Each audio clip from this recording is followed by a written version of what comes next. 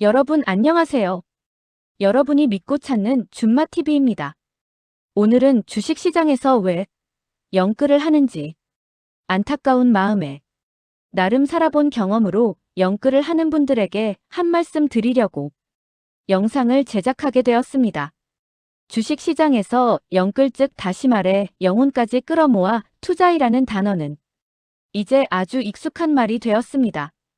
까진 현금은 물론이고 은행 대출, 마이너스 통장, 심지어 지인에게 빌린 돈까지 모두 주식에 쏟아붓는 것을 의미하죠. 사람들이 왜 이렇게까지 위험해 보이는 선택을 하는지, 그리고 그 결과로 얻을 수 있는 것과 잃을 수 있는 것이 무엇인지 이해하기 쉽게 정리해 드릴게요. 사람들이 영끌로 가진 모든 것을 거는 이유가 궁금할 것입니다. 사람들이 빚을 내서까지 주식에 뛰어드는 심리 밑바닥에는 크게 세 가지 감정이 자리 잡고 있습니다. 포모 증후군과 벼락거지의 공포 때문입니다. 남들은 주식으로 돈을 벌어서 집도 사고 차도 바꾸는데 나만 가만히 있다가 가난해지는 것 아닐까? 하는 강력한 소외감과 불안감입니다. 주위에서 수익을 냈다는 무용담이 들려올수록 마음은 더욱 조급해집니다. 그리고 무엇보다 무서운 것은 과도한 자신감과 주식 상승을 확증하는 편향입니다. 특정 종목에 대해 공부를 하거나 좋은 뉴스를 접하게 되면 이 주식은 무조건 오른다는 강한 믿음이 생깁니다. 이때 자신의 생각과 맞는 긍정적인 정보만 받아들이게 되며 결국 확실한 기회라고 착각해 큰돈을 베팅하게 됩니다. 단기간에 큰돈을 만지고 싶은 조급함은 결국 사상 누각이 될 수 있습니다. 적은 여윳돈으로는 아무리 수익이 나도 삶이 크게 달라지지 않는다고 느낄 때 바로 영끌해야지 하는 마음이 움직이기 시작합니다. 원금이 커야 수익도 크다는 생각에 대출을 일으켜 투자 규모를 억지로 키우는 것입니다.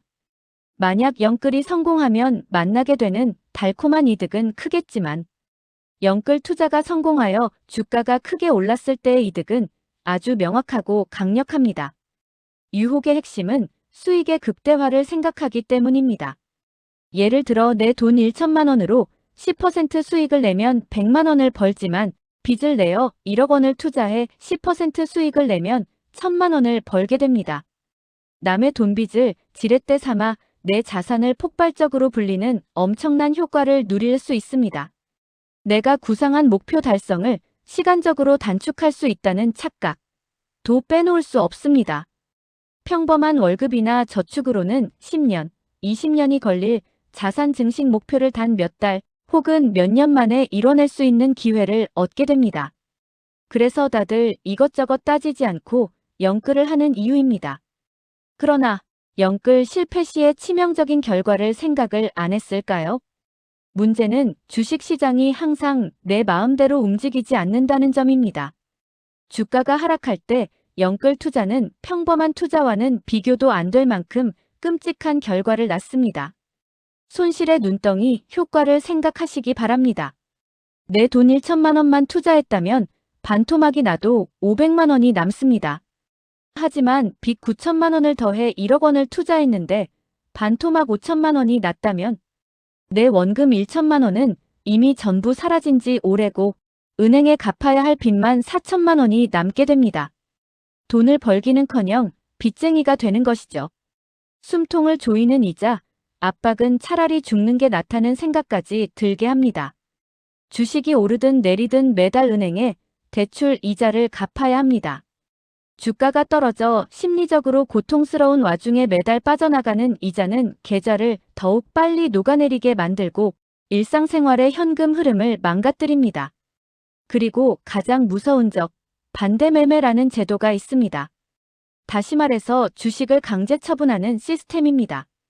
증권사에서 돈을 빌려 샀을 경우 주가가 일정 수준 이하로 떨어지면 증권사는 돈을 떼일 것을 우려해 내 의지와 상관없이 주식을 강제로 가장 싼 가격에 팔아버립니다. 이를 반대매매라고 합니다.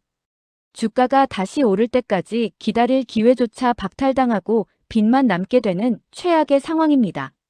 그렇게 되면 일상의 파괴와 심리적 붕괴가 나를 기다립니다. 하루 종일 주식 창만 들여다보게 됩니다.